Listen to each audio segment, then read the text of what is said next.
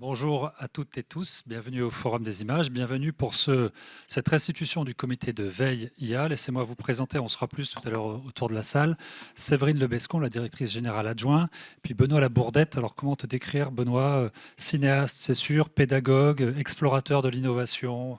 Voilà, vous aurez l'occasion de découvrir pendant cette restitution que Benoît a mené de main de maître ce comité et donc il aura tout un tas de choses à vous dire. Mon introduction va essayer d'être brève parce qu'elle va être assez protocolaire. Donc c'est le moment où essentiellement je vais remercier tout le monde pour la tenue non seulement de ce comité, de cette restitution, mais finalement pour toute l'aventure IA dont on s'est emparé au Forum des images il y a plusieurs mois, pour ne pas dire plusieurs années. Donc, aussi pour vous dire qu'un petit détail pratique, c'est que c'est essentiellement un webinaire en ligne, et donc le format et le fait qu'il y ait certainement beaucoup de gens derrière leurs écrans que je remercie et que je salue nous empêche d'avoir des questions-réponses en salle et également en ligne. Donc vous le verrez à la toute fin, il y a une adresse qui va s'afficher. On souhaite poursuivre la discussion avec vous, soit sur place, soit en ligne, et donc vous pourrez donner vos avis, vos réactions et tout un tas de choses sur ces adresses. Donc, je souhaite donc remercier évidemment les équipes du Forum des images, les membres du conseil d'administration dont certains sont déplacés ici, toutes les forces vives du Forum des images qui sont emparées du dossier de l'intelligence artificielle.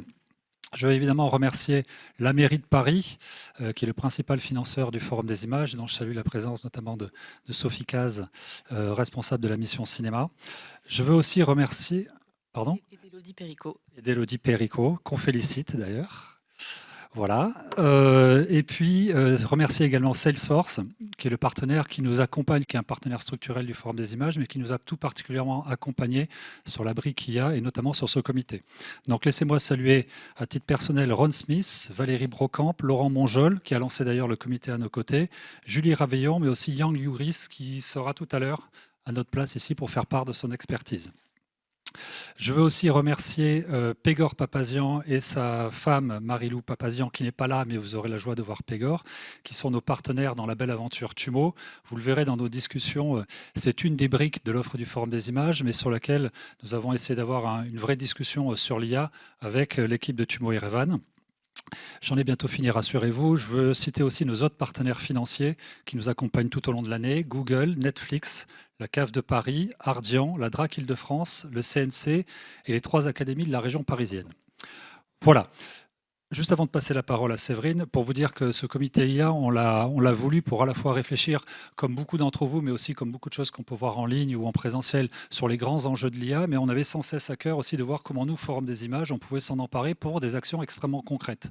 Donc, vous allez voir égrener tout au long de ce comité des actions concrètes, et je reviendrai moi aussi en guise de conclusion pour vous dire très concrètement ce qui se passe au Forum des images à l'aune de tout ce que le comité IA a pu nous dire comme belles choses.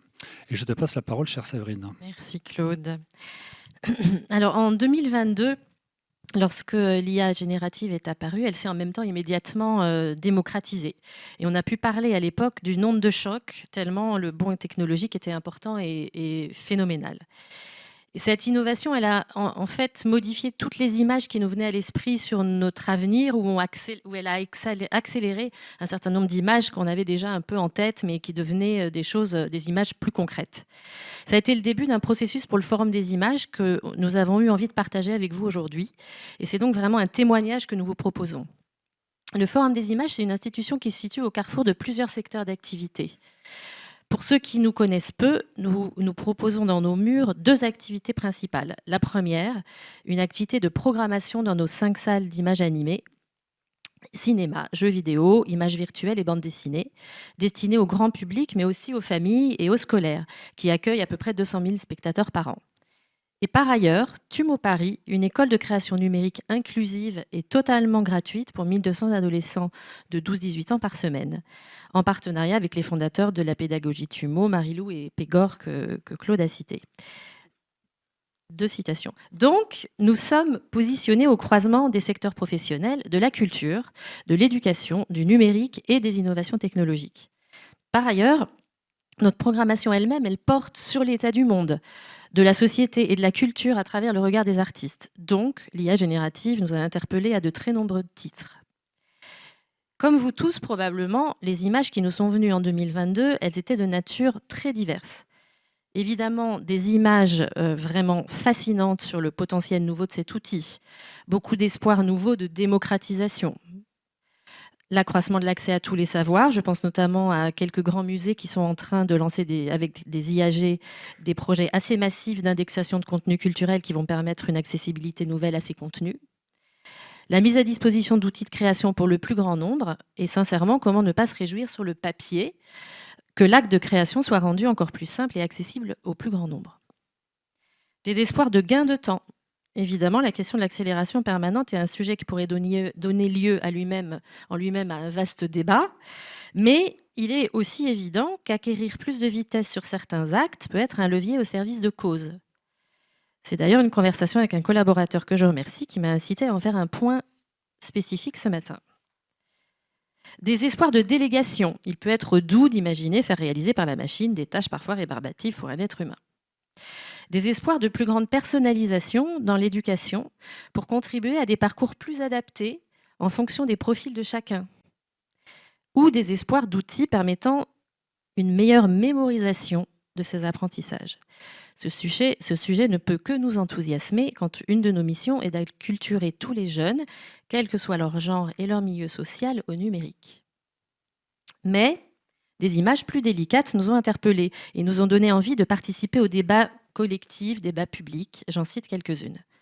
Évidemment, beaucoup de questions d'éthique vastes et délicates. Et là, je laisserai vraiment Vanessa vous en parler parce que voilà, c'est elle la spécialiste. Vanessa, merci d'avance. Des risques d'accentuation de certaines inégalités, de génération, économiques, sociales aussi. Des impacts sur les ressources naturelles de la planète et sur certaines conditions de travail liées à leur extraction. La presse en fait régulièrement le relais et je ne vous apprends rien. Des sujets très sensibles liés au respect des droits d'auteur, mais aussi sur le statut des auteurs de demain. Des sujets d'impact sur l'emploi, des sujets absolument majeurs de confiance dans les images, des sujets de stéréotypes véhiculés par les requêtes des IA, des questions de souveraineté et tant d'autres. Et enfin, certaines de nos capacités cognitives qu'on pensait purement liées à notre statut d'être humain allaient être copiées, concurrencées, substituées. Quel mot utiliser précisément? Vanessa, là aussi, tu nous aideras à y voir plus clair. Oui, il y a un peu de boulot. Le Forum des images est depuis près de 30 ans une institution qui s'empare des innovations technologiques pour les tester avec des artistes. Les démocratiser et surtout apprendre à en faire un usage responsable. Responsable dans le sens au service de l'émancipation et de la réduction des inégalités. Le sujet de l'IA est donc forcément majeur pour nous. Mais penser cette IA responsable, ça nécessite du temps. De plus en plus d'artistes prennent ce temps, parfois dans des conditions vraiment difficiles. Et nous les en remercions, car ils sont des aiguillons précieux pour construire nos images, qu'elles soient souhaitées ou qu'elles soient craintes, parce que même une image crainte nous fait avancer dans comment l'éviter. Mais le secteur culturel qui les englobe n'a pas toujours assez de temps. D'abord, il traverse des périodes difficiles, en ce moment notamment, et ces difficultés prennent du temps sur d'autres missions. Ça paraît anodin, ce sujet, mais quand on discute avec le secteur, c'est pas anodin du tout. Ensuite, c'est un secteur fait de nombreuses structures de petite ou moyenne taille, dans lesquelles les dispositifs de temps de veille ne sont pas aussi organisés que dans les grands groupes. Une fracture économique autour de l'IA qui peut jouer sur la diversité des images. De notre côté, nous avons décidé de prendre vraiment ce temps. D'abord de façon très empirique. Comme vous tous, nous avons développé par tout moyen notre culture générale et écouté les artistes, ce qu'ils nous en disaient. Nous avons commencé à former les équipes en 2024 et merci à notre DRH Nathalie Herman. Et nous avons accordé des heures en plus à des collaborateurs pour développer les temps de veille. Puis nous sommes passés par la pratique parce que c'est une marque de fabrique du Forum des images. Mi-2023, nous avons commencé à travailler avec Benoît Labourdette. Merci encore Benoît. Deuxième citation. Un premier événement autour de nos tumoyens. Tumo Cross IA. Nous avons confié à 800 tumoyens le matériel et les logiciels nécessaires pour créer en petits groupes des courts-métrages d'IA. 200 courts-métrages ont été créés sur plusieurs jours. Évidemment, un temps spécifique était consacré en amont à la description de l'histoire et du fonctionnement et du contexte des IA. Et en aval, un temps d'expression des avis des élèves sur comment ils avaient vécu cette pratique créative. Et surtout, quelles questions ça soulevait pour eux. Ils en avaient beaucoup de questions. Un vrai temps de débat. C'était une expérience assez magique et c'est vrai qu'on se faisait la réflexion avec Benoît qu'il n'y avait pas beaucoup d'exemples équivalents, en tout cas à notre connaissance en France, avec avec une ambition de mise en pratique réelle et de débat. Et merci à Élise Tessarek qui a impulsé ce projet et à Jessica Texera qui l'a mise en œuvre. En 2025, nous avons monté en collaboration avec Tumo et Revan la partie parisienne de leur événement international IA-Teens, un événement très malin et avec un objectif très pertinent, puisque l'objectif c'était de faire réfléchir les adolescents de Tumo sur l'IA et surtout les faire discuter entre eux, entre adolescents des centres Tumo du monde entier. Et les cultures de chaque pays, évidemment, amènent une manière de penser l'IA assez différente. Donc, nos tumoyens français ont travaillé, ont débattu avec des tumoyens d'autres pays de 2 sujets passionnants. L'algorithme, un très gros sujet, et qui décide aujourd'hui. Bien sûr, nous réfléchissons aussi avec Tumo et Revan à comment intégrer l'IA dans le cursus général de Tumo. Enfin, au sein de notre programmation en salle, nous avons aussi intégré plus régulièrement les sujets de l'IA au fur et à mesure que les créateurs s'en emparaient. Notamment, je pense à la thématique aux frontières de l'humain, qui nous a permis de réfléchir sur notre rapport aux machines, donc évidemment un sujet assez évident pour l'IA. Et la semaine dernière, par exemple, le festival Un état du monde consacrait toute une partie à la matérialité de l'IA avec des visions très complémentaires et passionnantes. Mais il nous manquait une brique, l'adjonction de partenaires de réflexion sur un temps long pour nourrir notre pensée sur notre place et notre rôle. C'est alors que nous avons eu l'idée du comité de veille. Benoît va vous le présenter. Je voudrais remercier très vivement chacune de ces personnalités que vous allez découvrir pour la richesse des débats que nous avons eus. Et ce qu'on a tricoté ensemble nous a aidé à finalement un peu faire notre colonne vertébrale. Et vraiment, on vous en remercie très vivement et de jouer, je l'espère, le rôle d'un acteur plus conscient. Benoît, je te remercie et je te laisse présenter nos précieux experts. Merci. Vous pouvez rester si vous... Enfin, c'est comme vous voulez. Quand je les appelle, c'est comme vous voulez. Mais c'est bien si vous restez, je pense. Alors bonjour, donc je m'appelle Benoît Labourdette. Je ne vais pas me représenter. Je vais ouvrir par une synthèse de la méthode qu'on a eue pour animer ce comité, le faire vivre et puis s'enrichir mutuellement, bouger mutuellement. Et puis ensuite, on rentrera, j'appellerai les membres du comité et on rentrera dans les détails des apports de chacune et chacun. Alors, pour commencer sur la méthode, on a fait le pari de ce qu'on appelle l'intelligence collective, ce qui me paraît une voie intéressante face à l'intelligence artificielle. Mais l'intelligence collective, qu'est-ce que c'est? C'est avoir des formats participatifs, faire des cartographies de mots-clés, des mind maps collaboratives, des forums ouverts, des échanges croisés, toutes ces techniques de l'intelligence collective qui comment dire, traduisent notre humanité et puis qui sont pas mal dans l'horizontalité aussi, dans les possibilités de contribution pour chacune et chacun. Et puis, vous le verrez tout à l'heure, les membres du comité sont de champs extrêmement diversifiés et cette pluralité de points de vue nous semblait aussi extrêmement importante pour pouvoir voir les choses avec une distance critique, comme on dit.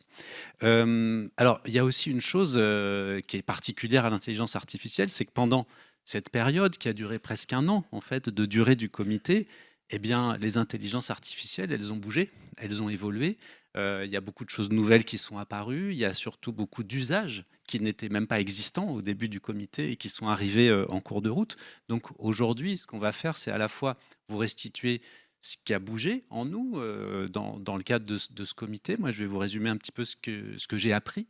Mais je crois que ce qu'on a appris, c'est aussi justement une méthode, une ouverture et un enrichissement via les autres pour être en capacité de suivre, si je puis dire, ce qui se passe et de prendre peut-être des meilleures décisions. Alors, pour rentrer un petit peu dans le détail du comité, on s'est donc réunis plusieurs fois entre novembre 2024 et septembre 2025 et on a travaillé sur 4 thématiques que je vous résume maintenant parce que les contributions des membres traverseront les 4 thématiques. Donc je vous les élucide là.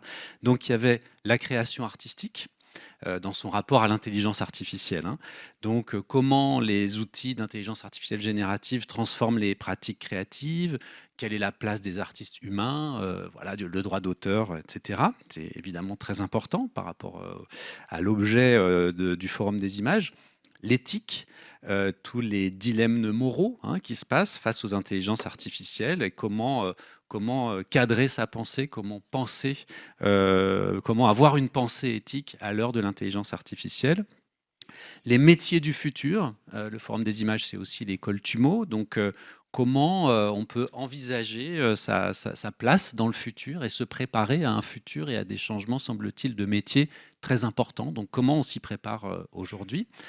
Et puis enfin, le sujet de la quatrième thématique, l'éducation. Faut-il former à l'intelligence artificielle, avec l'intelligence artificielle, comment et aussi qu'est-ce qui se passe. Il y avait aussi une dimension d'état des lieux de où on en est et qu'est-ce qu'on peut projeter. Alors, je vous donne 2-3 éléments de synthèse encore, et puis ensuite j'appellerai les membres du comité. Je voudrais juste commencer par partager quelque chose de personnel, de ma vie personnelle, de mon enfance. Moi, j'ai découvert l'intelligence artificielle dans les années 70 et 80, hein, quand j'étais enfant. À l'époque, ça s'appelait des systèmes experts, comme ça que ça s'appelait. C'était absolument passionnant. Et vous allez voir pourquoi je vous partage ce souvenir par rapport à TUMO. Moi, j'étais face à ces machines, ces ordinateurs, ces claviers, ces écrans, ces programmations. J'étais complètement fasciné. Je sentais un nouveau monde, mais je me sentais un petit peu seul face à ce nouveau monde qui s'ouvrait. Et je peux vous dire que mes parents n'appréciaient pas, hein, du tout, alors que moi je sentais quelque chose d'important, mais c'était pas du tout reconnu, hein, par mes parents. Et je pense que ça, c'est vraiment les questions d'innovation. Quand on sent des choses, quand on a des intuitions, souvent on n'est pas reconnu, en fait, hein. Et il y a peut-être des chemins là aussi.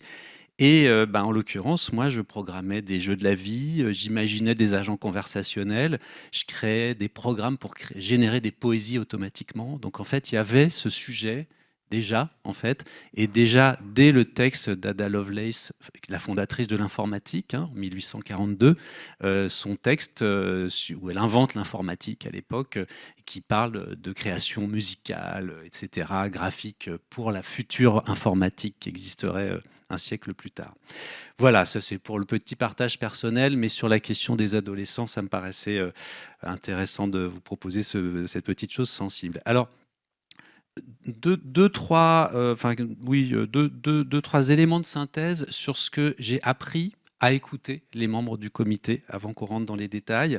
Il y a la question du psychisme de la civilisation, c'est-à-dire pour la première fois, on a un interlocuteur non humain, hein. Ce n'est pas une machine qui fait ce qu'on lui demande de faire, c'est vraiment un interlocuteur. Et ça, il y a des questions philosophiques importantes sur est-ce qu'on est les seuls, tu en parlais Séverine, est-ce qu'on est les seules entités intelligentes, c'est des questions philosophiques.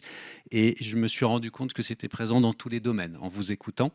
Et je n'ai pas de réponse à cette question, mais c'est une question plus profonde presque que ce que j'avais imaginé au départ. Et puis, du coup, finalement, ça, en tant qu'humain, on est qui? Et qu'est-ce qui nous caractérise et qu'est-ce qu'on doit cultiver finalement si les questions cognitives peuvent être prises en charge par des machines? Et il y a des choses qu'on a vécues ensemble aussi dans la manière de s'organiser et de faire intelligence collective. C'est aussi l'empathie, ça c'est proprement humain, l'improvisation, l'imprévu, la créativité, pour moi, c'est absolument central. Et c'est ces choses-là, me semble-t-il, qui sont à cultiver. Et voilà, s'enrichir de nos altérités, écouter l'autre, accepter de ne pas être d'accord et être enrichi de nos désaccords. Ça, il me semble que c'est la démocratie, hein, mais il me semble que c'est vraiment des choses à cultiver et on l'a vécu ensemble dans le comité. Je peux vous dire parfois on a bien rigolé, parfois on s'est disputé aussi et c'est bien. Voilà. Et moi, je vous partage une façon de dire les choses qu'employait le philosophe malheureusement disparu Bernard Stiegler. Il parlait sur la technique, il parlait de penser la technique, penser avec un A. Penser comme prendre soin, en fait. Et Et ça, j'ai aussi compris ça, moi, dans le comité, c'est-à-dire que le dualisme, être pour ou contre, vous voyez, être dans des débats d'opinion, j'ai senti que c'était vraiment pas la voie, en fait, hein, d'être dans des débats d'opinion. Et vous allez entendre les restitutions des membres du comité. On est sur des choses concrètes, en fait, hein, et ça me semble important aussi. Et puis finalement, tu avais parlé, Claude, au début que tu préférais les imperfections des premiers Dali plutôt que les trucs parfaits de mid-journée. Et je crois que cette dimension de l'imperfection, de l'essai-erreur, c'est quelque chose, je crois, qui est très important. Et vous connaissez peut-être le biologiste Olivier Hamon, hein, avec son fameux livre contre le culte de la performance, qui parle de robustesse, en fait, hein, avec le recyclage, l'essai-erreur, les expérimentations, les pas de côté, des choses où finalement on essaie, on se trompe, on apprend les uns des autres. Et puis, pour finir, ça rejoint quelque chose qui me semble très important dans le domaine de la culture et que je voudrais partager, c'est cette opposition qu'on peut maintenant formuler de façon assez claire entre la démocratisation culturelle, Malraux, les grandes œuvres de l'humanité distribuées au plus grand nombre, de la démocratie culturelle, c'est-à-dire des espaces culturels plus horizontaux où on s'enrichit les uns les autres de nos compétences respectives avec moins de hiérarchie et plus d'ouverture à l'autre. Et ça, c'est ce qui est porté par ce qu'on appelle les droits culturels, hein, pour ceux qui connaissent. Et ça, il me semble que l'intelligence artificielle, dans les capacités, si elle est bien employée, qu'elle peut apporter à tout un chacun, peut être employée au bénéfice de la démocratie culturelle et donc de la démocratie tout court. Et pour moi, ça passe, ce pouvoir d'agir, encore une fois, il passe beaucoup par l'empathie et puis par la créativité. Et voilà, on a été, je crois, créatifs les uns les autres ensemble. Merci. J'appelle les membres du comité à venir me rejoindre. Oui, Est-ce que Claude. je peux bouleverser Mais je t'en prie, parce que mais je vois qu'il me évidemment. reste 37 secondes par rapport à ta prise de Vas-y. parole. J'étais tellement focalisé sur l'IA que j'ai oublié de remercier aussi les équipes de la Com Gélie, mais les équipes de la régie, Renaud Gombourvitz et ses équipes, puisque c'est aussi une grande première aujourd'hui. C'est une des premières fois qu'on fait un streaming aussi large en salle, uniquement en interne au Forum des images. Donc merci à tous et toutes qui êtes derrière là pour que cet événement puisse se faire. Voilà, on recolle à l'ordre du jour, tout va bien. Alors, vous allez vous rasseoir et j'appelle les membres du comité à venir prendre place.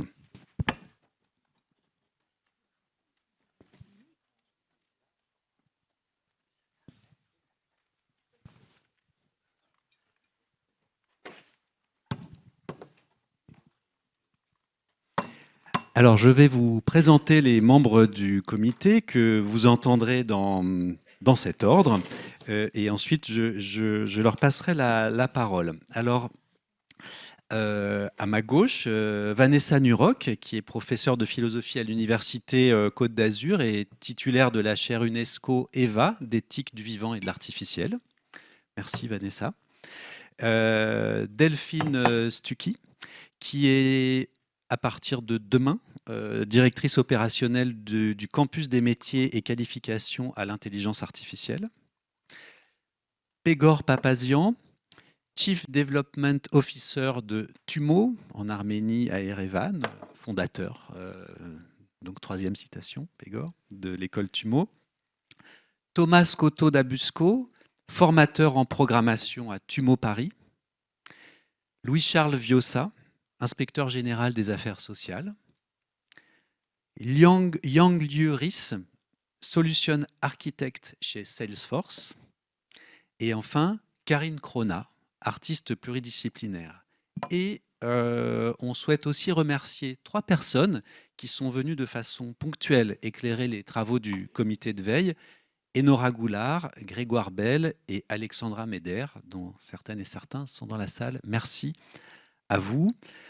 Donc, Vanessa Nuroc, eh bien, toi de nous parler d'éthique. C'est bien de commencer par ça.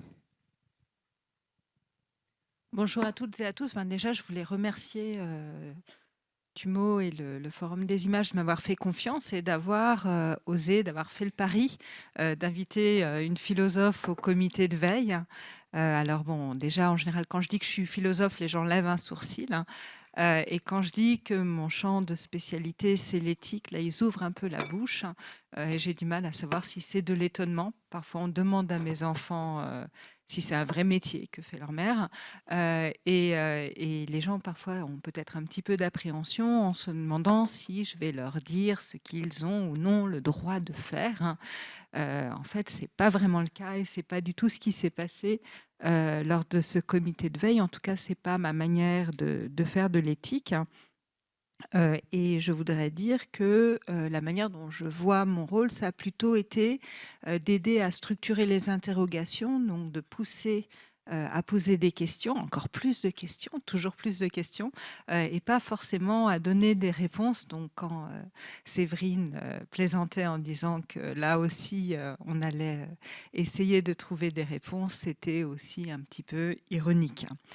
Le problème, c'est que avec les nouvelles technologies, essayer de réfléchir en termes éthiques est assez difficile pour pas mal de raisons. D'une part parce que l'intelligence artificielle, c'est pas seulement une expérimentation scientifique ou technologique, mais c'est aussi une large expérimentation sociale qui s'est développée très vite dans toutes les générations et sans forcément nous demander notre avis et sans forcément non plus que les personnes qui les développent au niveau industriel soient conscients ou en maîtrise de ce qui se passe. Et je pense que ce point, il est important à dire. Il y a de nombreux problèmes éthiques qui ont été soulevés, des biais, on parlait des biais de genre, un certain nombre ont été évoqués par les personnes qui ont parlé avant moi, et on s'est aperçu que ces questions éthiques semblaient souvent justement se poser en termes de dilemme. Un dilemme, en fait, en termes d'éthique, c'est toujours mauvais parce qu'il n'y a pas de bonne solution. Donc, il faut faire attention à cela, mais qu'il fallait y réfléchir. Et le problème, c'est que souvent, quand on se demande comment y réfléchir, on se rabat sur les anciennes stratégies. Par exemple, est-ce qu'il faut réfléchir aux intentions ? Est-ce qu'en IA, quand on développe l'IA, on a des bonnes intentions ? Ou alors, est-ce qu'il faut y réfléchir en termes de conséquences ? Est-ce qu'il faut essayer d'avoir des théories qui soient éthiquement valables ou est-ce qu'il faut partir des pratiques ? Vous voyez, en fait, on ne sait pas trop ce qu'il faut faire en éthique. Et en plus, nous, philosophes, comme on adore discuter et pas être d'accord, il y a plein de manières possibles de réfléchir à l'éthique de l'IA. Et c'est encore plus compliqué pour l'éthique de l'IA pour deux raisons. La première raison, c'est ce qu'on appelle classiquement le dilemme de Collingridge, qui est le décalage entre notre connaissance et notre maîtrise. Quand on commence à développer une technologie, alors on n'a pas vraiment d'idée des conséquences, mais on peut la maîtriser, on peut la modifier. Et quand on finit de développer une technologie, alors on a une idée plus claire des conséquences, mais il est beaucoup plus difficile alors de la modifier. Alors du coup, et l'éthique dans tout ça, c'est encore plus difficile de le faire. En plus, comme le disait Séverine, l'IA transforme nos manières de penser et on n'a pas forcément non plus les bons concepts, les bonnes notions pour penser l'IA. Est-ce que l'IA est naturelle ou artificielle ? Est-ce que c'est un outil ou une amie qui nous veut du bien ? Surtout du bien. Comment est-ce qu'on définit le bien ? Vous imaginez, pour le philosophe, déjà, ça devient compliqué. Est-ce que là, on est dans l'éthique ou de la politique ? Par exemple, quand on pense au privé, public, aux données qui se dispersent, ça pose pas mal de difficultés. Alors, comment faire ? Moi, j'ai deux propositions. La première proposition, c'était fait exprès, c'est le pôle éthique. Oui, j'avais un petit geste comme ça de la main délicat, qui ne doit pas se voir derrière la caméra. C'est la politique POLETHIQE, proposée par le poète Michel Deguy, qui vise à se poser à l'interface entre la politique, l'éthique et la poésie, pour ouvrir notre réflexion en nous aidant justement de l'art. Et c'est pour ça que c'était important d'être ici et d'avoir une artiste, Karine, dans le comité. Je pense que les artistes nous aident à ouvrir nos horizons et à penser différemment.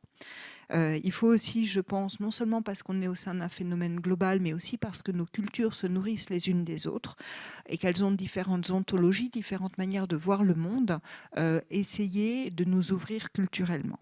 La seconde proposition, c'est celle d'une éthique by design, qui n'est donc ni une éthique des conséquences, ni une éthique des principes, ni une éthique seulement de la pratique ou de la théorie, mais qui allie tout ça selon 4 éléments. Le premier élément, ça a été de nous situer à toutes les étapes du processus, Le second, c'est d'opérer avec un aller-retour entre la théorie et la pratique, ce que nous, en philosophie, techniquement, on appelle l'équilibre réfléchi.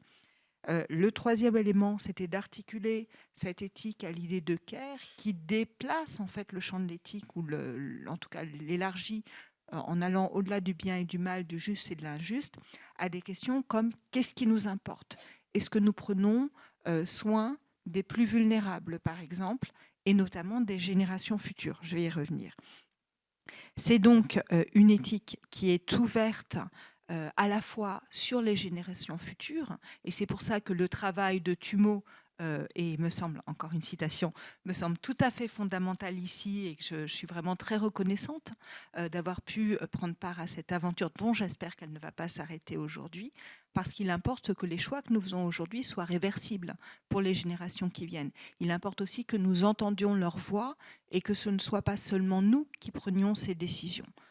Et puis ouverte sur différentes cultures, parce que nous devons avoir une dimension de choix qui mettent en question les logiques de domination qui sont à l'œuvre dans l'IA, et tout cela pour mettre en œuvre une approche que j'appelle philotechnique, c'est-à-dire un amour exigeant de ces techniques, un amour critique de ces techniques pour dépasser, comme on le disait, cette binarité entre la technophilie et la technophobie, qui ne semble effectivement pas être la meilleure manière de prendre le problème. Et je finirai avec cette idée de philotechnie. Merci beaucoup, Vanessa. Fort de ces bases philosophiques, on va s'intéresser à l'éducation avec toi, Delphine. À toi la parole.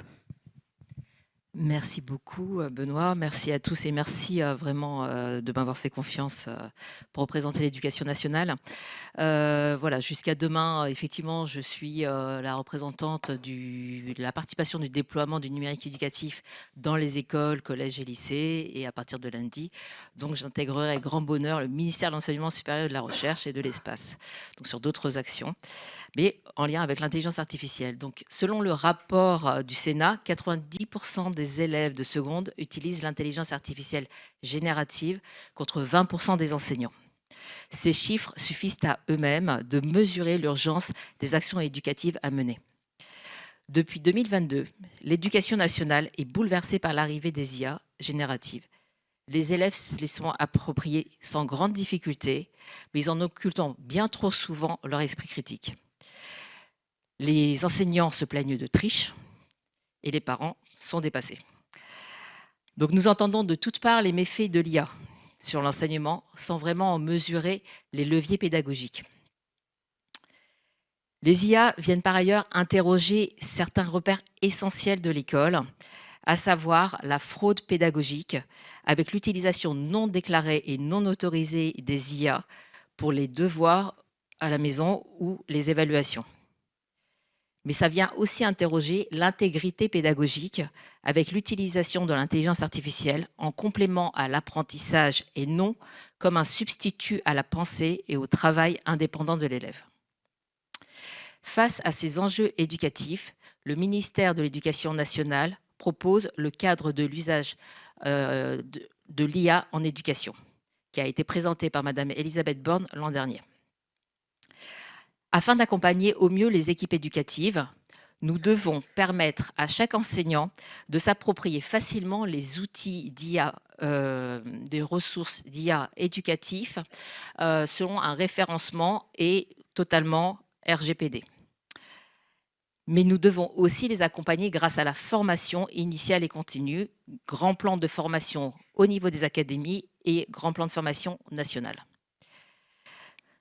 Mais les élèves doivent aussi être éduqués et favoriser chez eux l'émergence d'une culture citoyenne et d'un esprit critique de l'intelligence artificielle en leur apprenant à vérifier l'exactitude des réponses qui leur sont données et leur apprendre à énoncer de façon claire et transparente lorsqu'ils utilisent l'intelligence artificielle. Notre réponse doit donc s'articuler autour de deux grands axes complémentaires: enseigner à l'intelligence artificielle et enseigner avec l'intelligence artificielle. Enseigner à l'IA, c'est développer l'esprit critique de nos élèves, comprendre les mécanismes de ce qu'est une intelligence artificielle, identifier les biais qui peuvent être suscités par l'IA, poser les bonnes questions et maîtriser l'art du prompt. Enseigner avec l'IA, c'est permettre aux enseignants d'accéder aux ressources, aux IA, aux outils éducatifs qui vont permettre des leviers pédagogiques sur des gestes professionnels tels que l'évaluation, la mémorisation, la différenciation, et ainsi permettre donc des parcours différenciés pour des élèves en grande difficulté, voire des élèves à situation de handicap. Chaque avancée que nous engageons dans l'éducation nationale ne peut se faire sans la recherche. Merci Vanessa. Aucune technologie ne pourra supplanter l'art de la pédagogie. Et ça, c'est essentiel à retenir. La technologie seule ne suffit pas. La pédagogie doit toujours primer sur la technique. Ben, on va essayer d'en prendre de la graine, hein. Merci.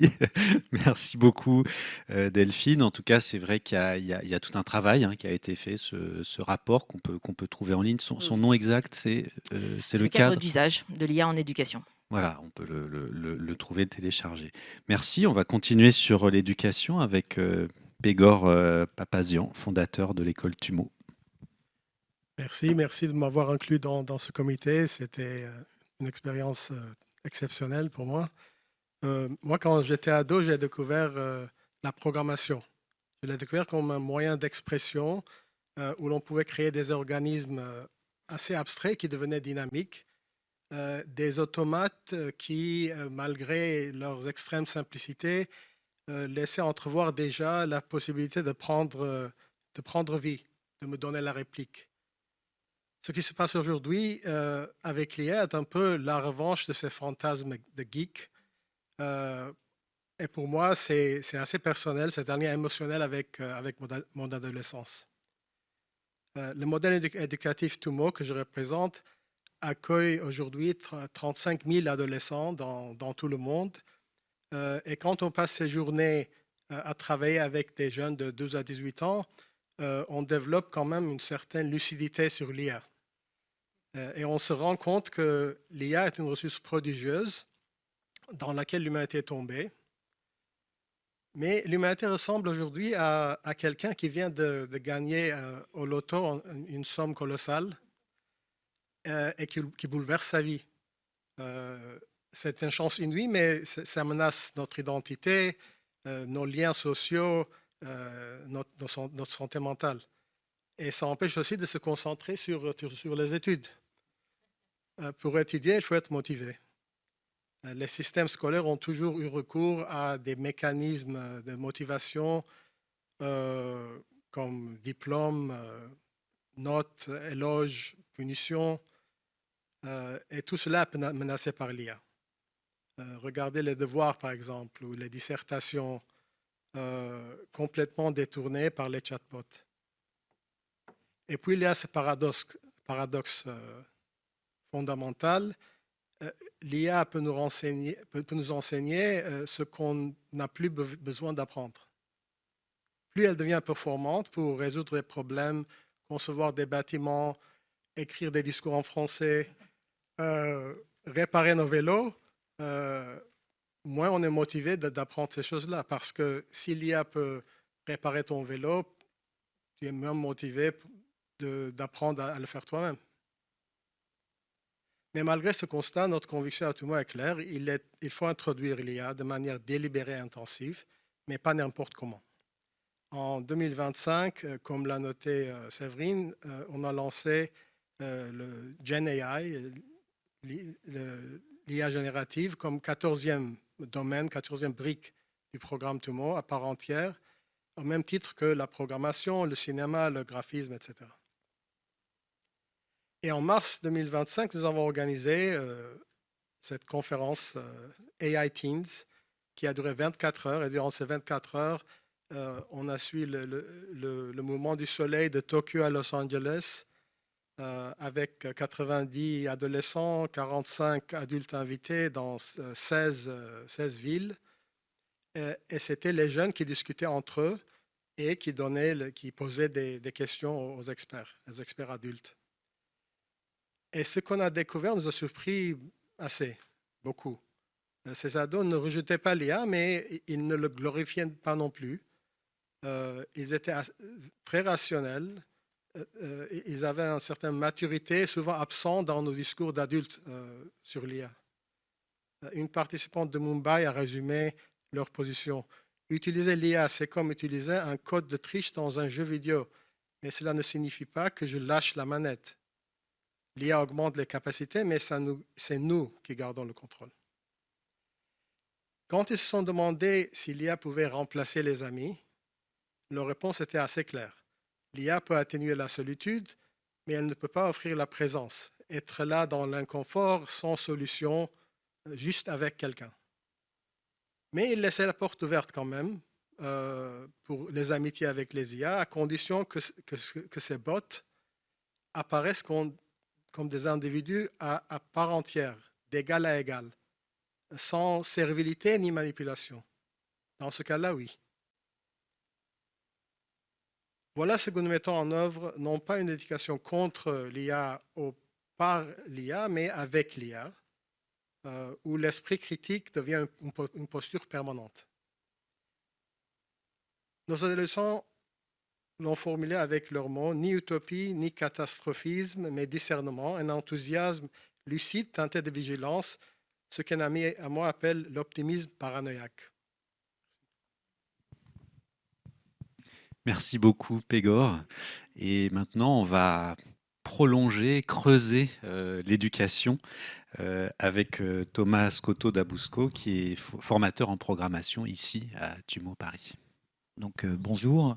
Oui, alors moi je vais parler de choses peut-être plus petites. Je vais commencer par les questionnements en fait de mes étudiants en programmation. Parce qu'il faut savoir que les larges modèles de langage et les outils d'IA génératif qui travaillent le texte, pour eux, apprendre la programmation, c'est quand même assez simple, parce que par rapport à apprendre l'anglais ou l'espagnol ou le chinois, il y a assez peu de mots de langage, les structures sont toujours un peu les mêmes.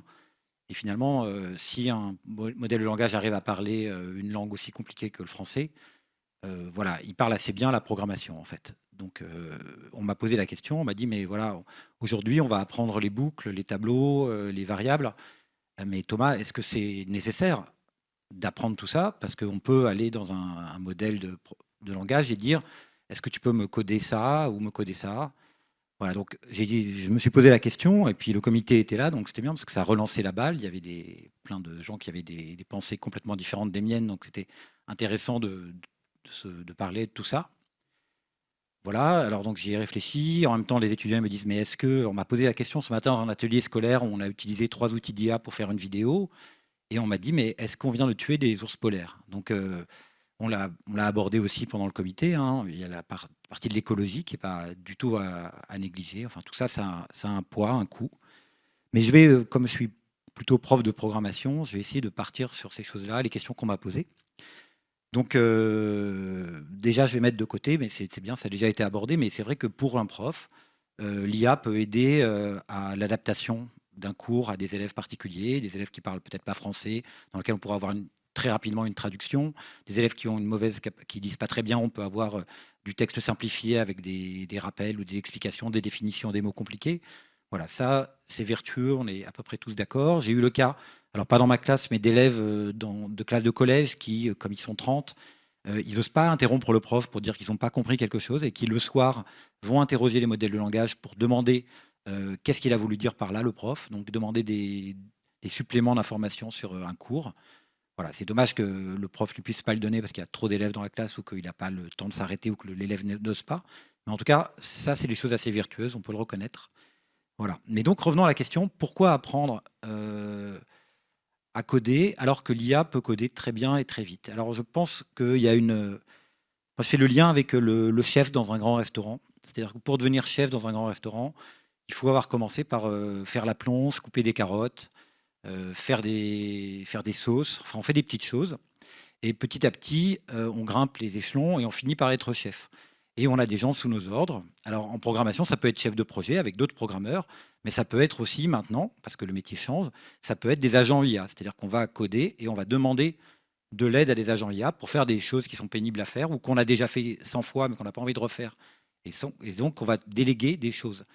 Et je pense que quelqu'un qui prendrait le chemin raccourci de débuter la programmation en disant je vais faire par l'IA, eh bien, il pourrait obtenir assez vite, peut-être, et c'est assez enthousiasmant, des prototypes de choses qui marchent, mais il pourrait se retrouver aussi face à des erreurs techniques ou des programmes qui ne seraient pas faciles à entretenir, et il se retrouverait assez vite bloqué. Alors quelqu'un qui aurait appris les bases de la programmation et qui déléguerait certaines parties de son travail à des agents IA, eh bien, si l'agent IA prend un mauvais choix technologique, se trompe, hallucine, perd son contexte, ce qui peut arriver, eh bien, à ce moment-là, lui, il sait couper les carottes, il sait faire la plonge, donc il peut prendre la main, il peut prendre le relais, il peut être critique des choix techniques de l'IA et faire les bons choix. Donc je pense qu'il faut se rappeler que passer des petites choses, c'est important si on veut grandir.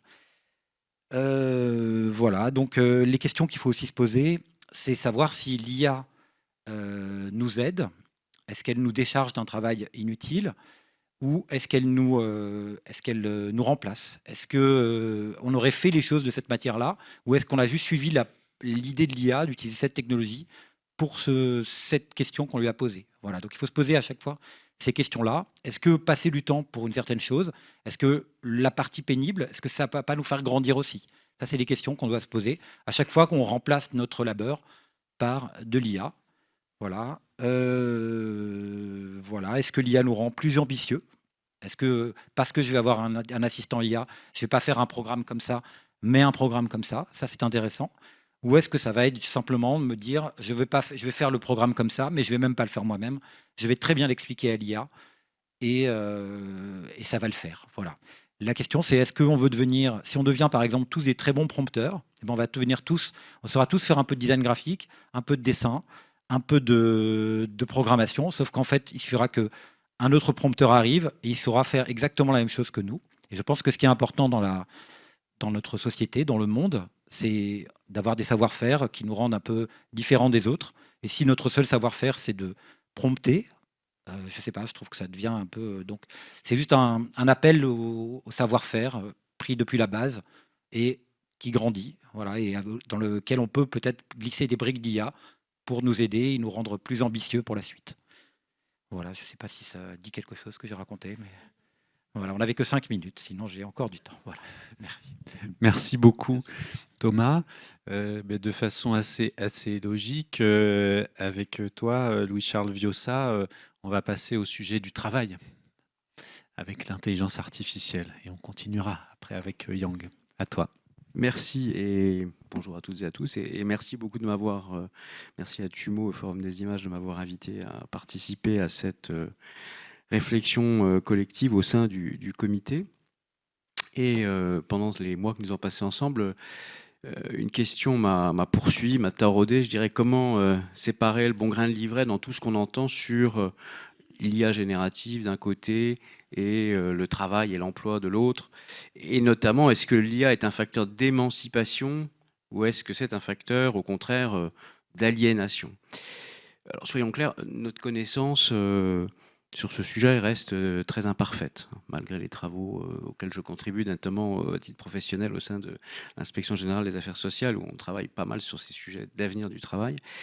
On annonce la fin du travail depuis la première révolution industrielle, et aujourd'hui, il y a beaucoup de battelage autour de l'IA générative, des prophéties diverses, des articles qui se multiplient, alors qu'on connaît en fait très peu de choses sur les cas d'usage réels dans les entreprises, d'une part, et encore moins, à vrai dire, dans le secteur public.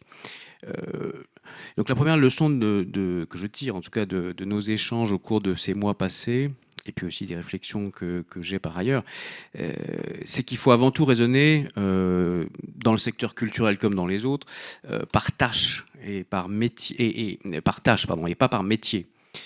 Donc certaines tâches qui constituent en fait un métier et un emploi sont automatisables, d'autres seront automatisables par l'IA, d'autres seront augmentées par l'IA, générative notamment, et puis d'autres resteront en fait intrinsèquement humaines. Cette nuance change beaucoup de choses. On ne peut pas dire, par exemple, dans le domaine culturel, encore une fois, que le métier de scénariste, si on prend celui-là, va disparaître. mais il faut plutôt penser ou considérer que certaines tâches de recherche qui constituent le métier de scénariste vont être transformées, vont être augmentées en fait par l'IA générative. Et donc, ce constat conduit d'ailleurs à une observation intéressante, c'est que les effets de l'IA générative seront, contrairement à ce qu'on lit souvent d'ailleurs dans la presse ou ce qu'on entend, probablement plus significatifs sur les conditions de travail, sur la qualité des emplois, sur les contours donc des métiers, que sur la quantité d'emplois. Alors, la surveillance algorithmique, l'affaiblissement des relations interpersonnelles, le management par les machines sont autant de sujets de préoccupation sur lesquels on doit être très vigilant. On l'a vu d'ailleurs dans le passé déjà avec les plateformes.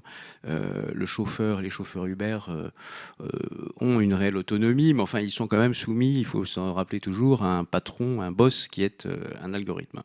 Et c'est d'ailleurs le paradoxe que je veux pointer aujourd'hui, c'est que donc l'intelligence artificielle générative peut simultanément offrir en réalité plus d'autonomie par une montée en compétences, par des délégations de tâches répétitives à des machines, et aussi en même temps en fait créer de nouvelles formes de dépendance. Et donc c'est pas noir ou blanc. Et donc c'est la conviction centrale que je retire de notre travail, de mes réflexions aussi en parallèle, c'est que le déterminisme technologique doit être relativisé. L'impact de l'IA générative comme l'impact de la machine à vapeur ou des robots, l'électricité, dépend de la manière dont l'IA est et sera mise en œuvre au sein des organisations, qu'elles soient privées ou publiques, et de la façon dont elle sera notamment négociée puis déployée. Et regardez par exemple ce qui s'est passé en Californie, à Hollywood, il y a quelques trimestres, la situation a évolué grâce à un conflit d'abord, puis aux négociations qui ont eu lieu entre les syndicats et les producteurs. Et donc c'est la preuve qu'on peut et qu'on doit d'ailleurs co-construire les usages, mais ça exige un vrai dialogue social, éventuellement des conflits d'ailleurs, et pas une consultation je dirais de façade ou fictive. Et un dialogue social à tous les niveaux, en France en tout cas, interprofessionnel, dans les branches et dans les entreprises. Pour l'instant, on est à un degré quasi zéro, on va dire, de ce dialogue social sur les questions d'IA génératif, et donc c'est clairement un axe de progression. Par ailleurs, tout en faisant un re-engineering des process, il faut partir du vrai besoin des travailleurs, considérer leurs tâches concrètes, ne pas décider depuis le bureau des DSI ce qui doit être automatisé ou pas. Et en fait, la question n'est pas de savoir, au fond, si l'IA générative va nous libérer ou nous aliéner, et surtout de savoir qui décide quoi et comment on crée les conditions d'un vrai choix. Merci. Merci beaucoup, Louis-Charles. Et bien maintenant, on va rentrer dans une grande entreprise avec toi, Yang. À toi. Bonjour à tous, à toutes. Merci à la comité.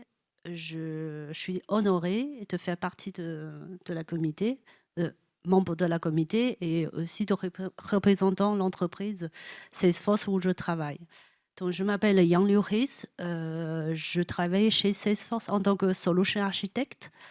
Donc, Salesforce est le leader des solutions CRM, c'est la gestion relation client du marché actuel. Concrètement, mon rôle, c'est quoi mon rôle?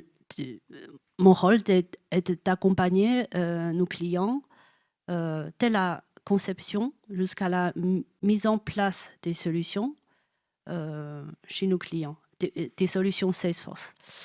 Quand on parle d'une entreprise augmentée, donc on ne parle pas d'une entreprise remplacée par la technologie, mais plutôt renforcée par elle.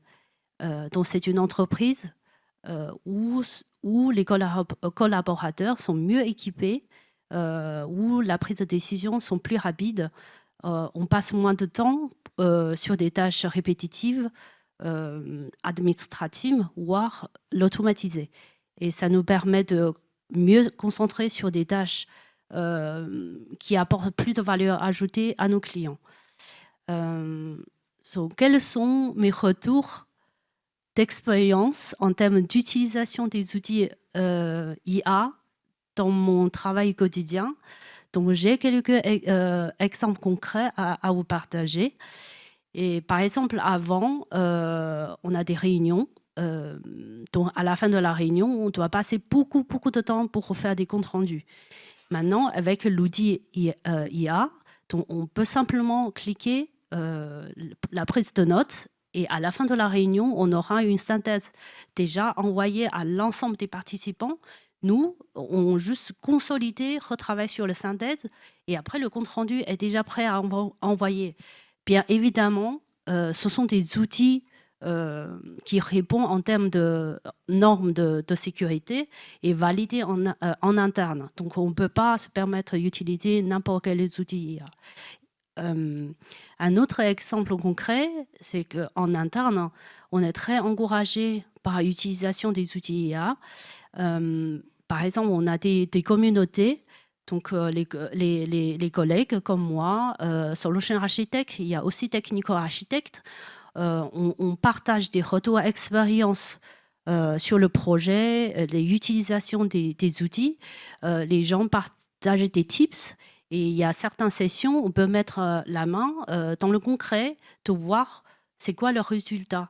Donc, ça nous permet de continuer à apprendre ces outils, être bien équipés pour nous accompagner nos clients dans la mise sur les projets. Donc, pour conclure, donc à partir de notre retour expérience, dans une entreprise augmentée n'est pas plus complexe.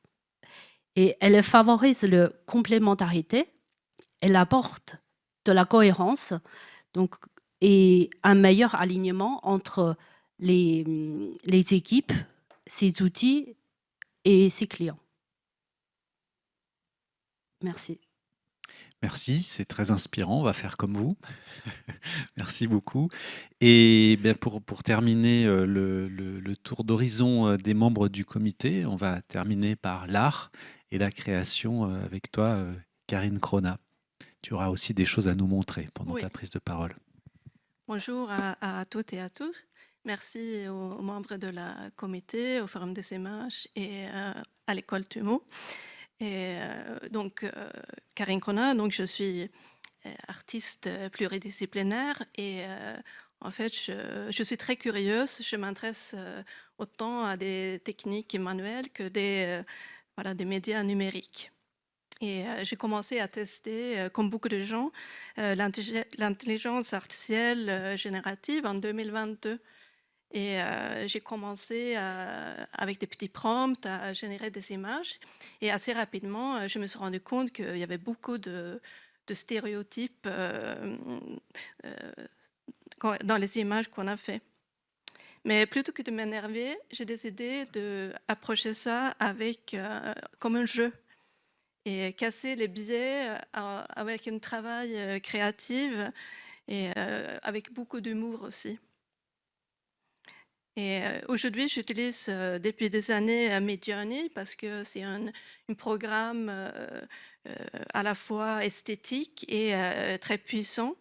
Et c'est grâce à ce programme que j'ai pu suivre l'évolution des stéréotypes et son évolution. Et avec les mises à jour, il y a toujours une nouvelle façon d'interpréter les images. Au début, c'était très maladroit avec les mains avec 6 doigts. Après, il y avait une période où c'était très réaliste. Et maintenant, on est de plus en plus dans une esthétique très forte, un peu comme pour cacher tout ce qui est un peu dur. Au lieu de changer les stéréotypes, on met une couche de rose au-dessus, ce que je vais montrer tout à l'heure.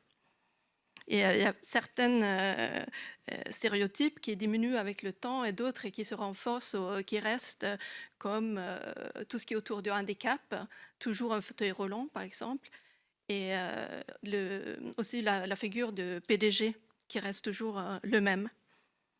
Et pour aller un peu plus loin, dans mon propre travail, j'ai téléchargé un selfie et que j'ai inclus comme une image dans les prompts. Et là, il y a une véritable recherche d'identité qui a commencé avec des thèmes comme la spiritualité, le genre et les métiers, et où j'ai pu me voir dans plein de rôles différents. Et au sein de la comité, j'ai appris beaucoup de choses, surtout l'esprit critique, parce que je suis très enthousiaste et je me laisse très vite séduire par l'IA et les possibilités. Et parfois, je n'ai pas du tout envie de voir les côtés négatifs qui sont pourtant assez évidents. Et pour moi, l'IA, c'est un assistant. C'est quelqu'un c'est un programme qui apporte, qui peut soutenir la création, mais qu'on n'utilise pas tout seul. Et on peut aussi apprendre beaucoup de choses sur nous-mêmes, parce que les bases de données, c'est un miroir de notre monde, avec tous ses défauts et qualités. Et quoi d'autre ? Oui, et que aussi la génération d'images, c'est une petite partie de l'IA, mais toutes les images, je pense que c'est très important parce qu'on vit dans une société de spectacle où les images sont à la fois là pour amuser et aussi pour tromper. Et donc, pour partager ça plus concrètement, j'ai donc réalisé une vidéo. Vous pouvez lancer la vidéo. Je ne sais pas. Okay. Voilà.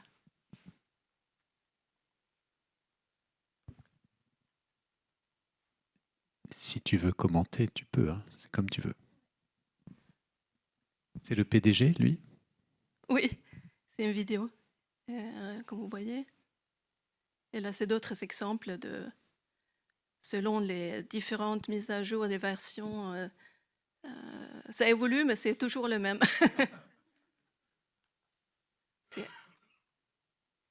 Et voilà, là, c'est le handicap, donc, on oublie tous les autres handicaps que la chaise roulant. Et là, on voit que dans un cadre esthétique, là, c'était avant, c'était un peu plus, ça faisait plus peur. Et donc, la banlieue, il y a eu une dispute parce que c'était vraiment une image très négative. Donc, ils sont changés. Et maintenant, on est vraiment dans un monde de bisounours. Et, donc là, c'est un peu comme une tête collée sur un bodybuilder. Et après, c'était donc une image un peu plus réaliste. Et maintenant, c'est très esthétique. Voilà, c'est à nouveau, je trouve que c'est un pas en arrière. Et oui.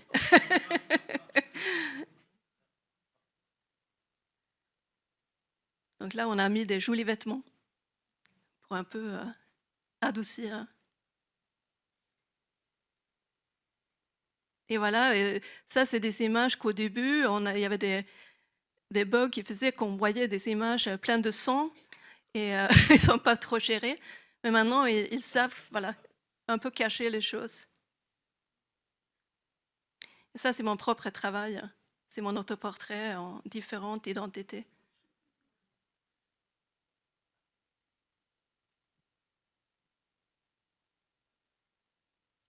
Voilà, c'est assez caricatural.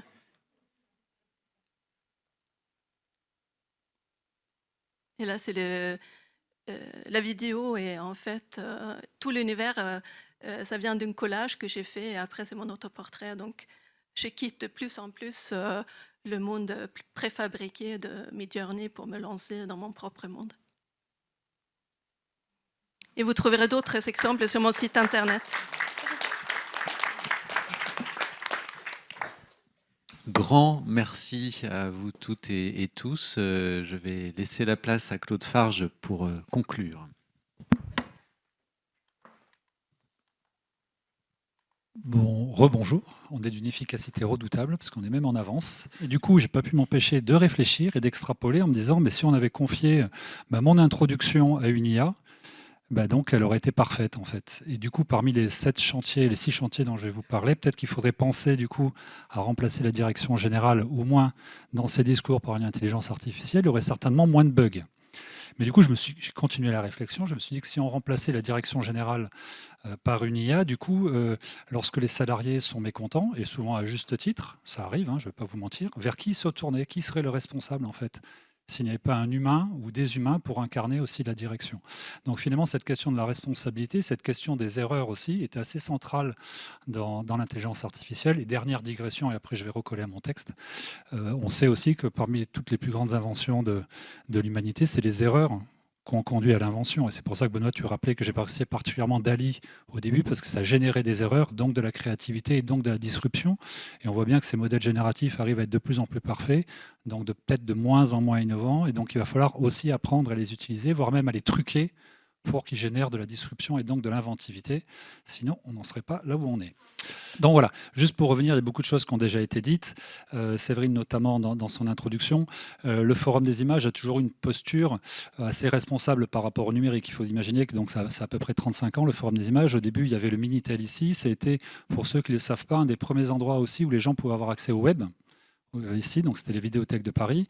Et donc toujours le Forum des images s'est emparé de l'innovation et de l'image de façon assez proactive, non pas pour récuser et refuser l'innovation, mais pour essayer de la problématiser et de l'accompagner, notamment vis-à-vis de nos publics, que ce soit du grand public, des professionnels, des jeunes publics. Donc on reste vraiment tout ce que vous avez pu entendre aujourd'hui, le fruit de nos réflexions du comité IA, ça va dans cette droite ligne. Il se trouve que l'IA rajoute en plus des vrais problèmes éthiques qui ne se posaient pas forcément dans d'autres innovations et des problèmes liés à l'environnement qui sont criants. Donc notre mission devient de plus en plus centrale et là c'est un clin d'œil à la mairie de Paris.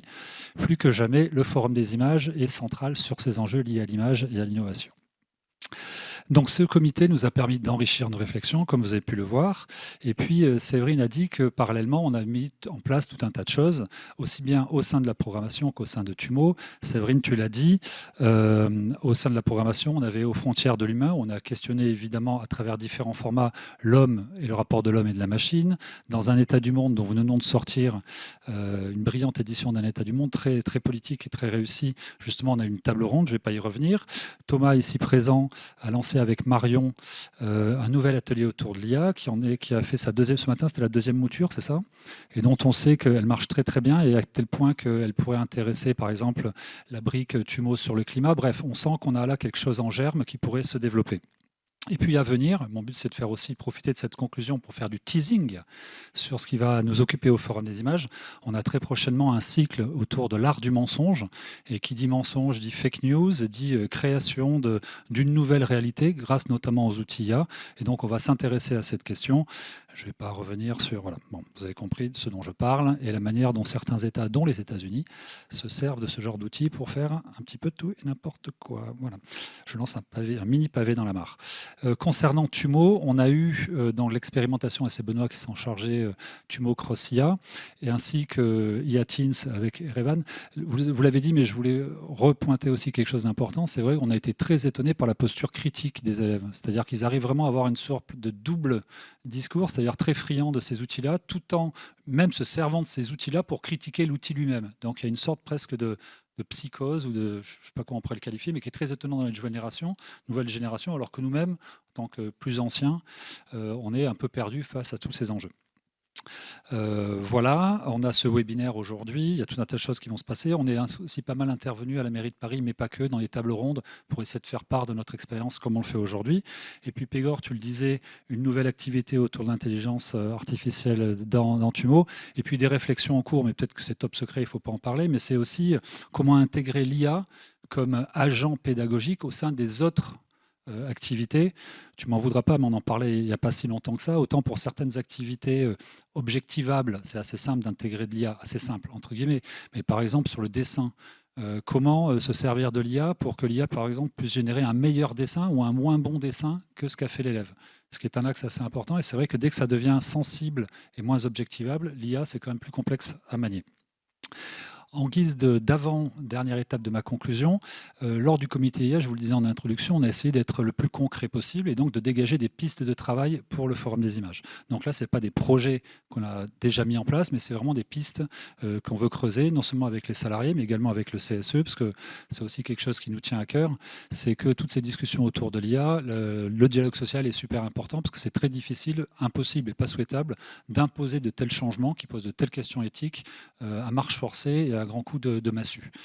Donc on pense pérenniser ce comité éthique, en fait, ce comité autour de l'IA, se faire accompagner de manière plus pérenne tout au long des années qui viennent au Forum des images. Évidemment, je le disais déjà, la première brique de ces ateliers IA, mais peut-être continuer à les faire prospérer sous d'autres formats, aussi bien sous forme d'ateliers que dans la programmation. On se pose la question d'installer un serveur local aussi, au Forum des images. Donc ça, c'est Thomas qui m'a briefé juste avant, parce que je suis moins expert que lui. Donc avec des IA open source, en fait des briques, même plusieurs briques, tu me disais, qui pouvaient être convoquées sur un serveur local, qui certainement serait moins efficient, en tout cas à l'heure actuelle, que d'autres solutions type ChatGPT ou autres, mais qui du coup serait local, donc intéressant en type de ressources, moins gourmande certainement en termes d'énergie, mais donc ça pourrait être intéressant de mener ça comme expérimentation en se disant voilà des outils qui sont moins problématiques à tout point de vue et qui pourraient répondre à certains usages dans la maison, non pas considérer qu'il y a une solution IA pour tout, il y aurait le super logiciel qui permettrait de remplir tout ce qu'on veut faire, mais voilà, commencer à expérimenter différentes solutions. Davantage aussi former nos médiateurs et nos personnels à tout ce qui est IA, et notamment sur les aspects critiques. Alors ça, c'est un peu une idée, mais qui est rigolote, je ne sais pas comment on va la mettre en place, c'est, vous savez, comme les Nutri-Score pour les aliments, on se pose la question de nous, en tant qu'institution, on ne sait pas encore comment le mettre en place, mais avoir une sorte de Nutri-Score aussi par rapport aux différentes propositions qu'on fait au public pour que les publics puissent juger aussi de l'utilisation ou pas de l'IA dans ce qu'on propose au public. Je pense que ça, c'est certainement quelque chose qui va se mettre en place au niveau international pour l'ensemble des créations, qu'elles soient filmiques ou autres, pour que le public puisse se rendre compte justement de la part d'IA à l'intérieur. Et puis voilà, et davantage développer des tables rondes ou des formats participatifs avec le public autour de ces enjeux. Voilà pour les pistes de travail. Et puis, non, mais pas, je vais être plus court, je suis désolé, on va finir en avance, c'est incroyable. Benoît, ça va, c'est fou, hein, c'est incroyable. On est plus efficace qu'une IA pour le coup, là. Donc voilà, on l'a dit, le Forum des images, ça a toujours été sa traduction. Je vais un peu reprendre certains des termes qui ont pu être utilisés dans ces différentes présentations. En fait, il y a une intuition commune qui a traversé, je pense, l'ensemble des participants.